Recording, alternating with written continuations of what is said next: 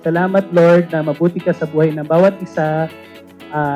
Pinapanalangin ko, Panginoon, na itong pagkakataon na to, makilala ka namin. Salamat, Panginoon, na ikaw yung nagbibigay ng buhay at nagbibigay ng blessing sa bawat isa. Sa batamis, sa pangalan ni Jesus. Amen! Mahal na mahal tayo ni Jesus na gumawa siya ng paraan para makasama natin siya habang buhay. So kahit gaano man kalaki ang mga kasalanan natin, pinapatawad niya lagi tayo. At dahil buhay siya, hindi natin kailangan matakot kasi kasama lagi natin si Jesus.